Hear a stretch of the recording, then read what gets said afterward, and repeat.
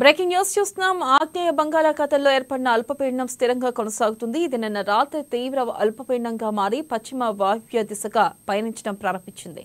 క్రమంగా బలపడుతూ దక్షిణ బంగాళాఖాతంలో ఇవాళ వాయుగుండంగా మారనుందని విశాఖ తుఫాను హెచ్చరికల కేంద్రం అధికారులు తెలిపారు.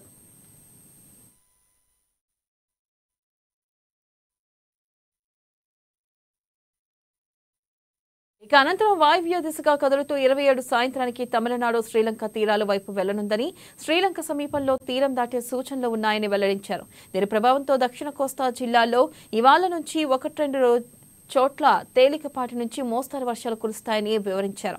ఇక ఈ నెల 27 నుంచి నెల్లూరు, ప్రకాశం జిల్లాలో అక్కడక్కడ భారీ వర్షాలకు కూడా ఆస్కారం ఉందన్నారు.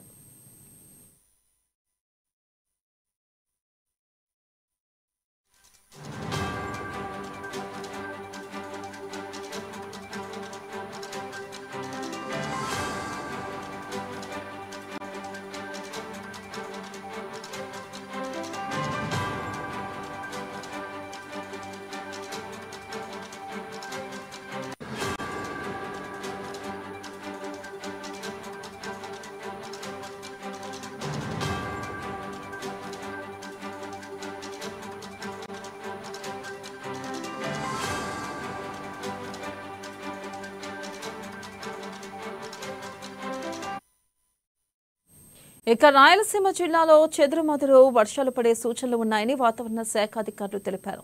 దక్షిణ కోస్తా తీర ప్రాంతాల్లో బలమైన గాలుల ప్రభావంతో సముద్రంలో అల్లకల్లోలంగా ఉందని, తీరం వెంబడి గంటకు 35 నుంచి 50 కిలోమీటర్ల వేగం, గరిష్టంగా 65 కిలోమీటర్ల వేగంతో బలమైన గాలులు వీస్తాయని, 29వ తేదీ వరకు మత్స్యకారులు వేటకు వెళ్లరాదని హెచ్చరించారు. దీనిపై మరింత సమాచారాన్ని మా ఏపీ ఇన్పుట్ వాసు అందిస్తారు. వాసు, వీళ్ళ ఆంగ్లేయ బంగాళాఖాతంలో ఏర్పడినటువంటి అల్పపీడనం తీవ్ర అల్పపీడనంగా మారింది. ఇది పశ్చిమ వాయువు దిశగా పయనిస్తూ ఈ నెల 25 కల్లా దక్షిణ బంగాళాఖాతంలో ప్రవేశించి వాయుగుండంగా బలపడుతుందని వాతావరణ శాఖ అంచనా వేస్తుంది. ఇది 27 కల్లా తమిళనాడు, శ్రీలంక తీరాల దిశగా రానున్నదని భారత వాతావరణ శాఖ కూడా ప్రకటించడం జరిగింది. ఇది తుఫాన్గా కూడా బలపడే అవకాశం ఉందని వాతావరణ నిపుణులు అయితే అంచనా వేస్తున్నారు. తీవ్ర అల్పపీడనంగా 26 వరకు కూడా పశ్చిమ దిశగా పయనించి తర్వాత బలపడి వాయుగుండంగా మారే క్రమంలో వాయువ్యంగా పయనించి 2వ తేదీన పశ్చిమ మధ్య బంగాళాఖాతంలో ప్రవేశిస్తుంది. తర్వాత అల్పపీడనం లేదా తీవ్ర అల్పపీడనంగా మారుతుంది. 30వ తేదీ రాత్రి కోస్తాంధ్రలో తీరం దాడుతుందని కూడా అంచనా వేస్తున్నారు. ఈ అల్పపీడనం 26వ తేదీ కల్లా నైరుతి బంగాళాఖాతం ప్రవేశించి తర్వాత వాయువ్యంగా పయనించి 8వ తేదీ కల్లా పుదుచ్చేరి వద్ద తీరం దాడుతుందని కూడా వాతావరణ శాఖ అయితే చెప్పడం జరిగింది. దీని ప్రభావం రాయలసీమ, ఉత్తరాంధ్రలో కూడా ఒక మాది నుంచి భారీ వర్షం కురిసే అవకాశం ఉంది. సముద్ర తీర ప్రాంతంలో కూడా గాలులు వీచే అవకాశం ఉంది, భారీ గాలి వీచే అవకాశం ఉంది. మత్స్యకారులు కూడా ఎవరు కూడా వేటకు వెళ్ళొద్దని చెప్పడం జరిగింది. అయితే ప్రస్తుతం ఈ వర్షాల కారణంగా, అకాల వర్షాల కారణంగా రైతులు పంటలు నాశనం అయిపోతాయని వాళ్ళందరూ కూడా ఆందోళన వ్యక్తం చేసే పరిస్థితి కనిపిస్తుంది.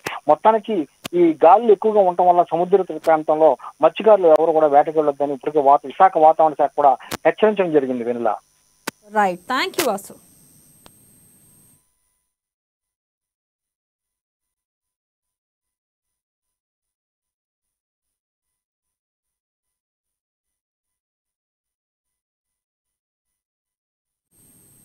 ఇవి బులెటిన్ అప్డేట్స్. మరిన్ని అప్డేట్స్ తో మళ్ళీ కలుసుకుందాం. Keep watching.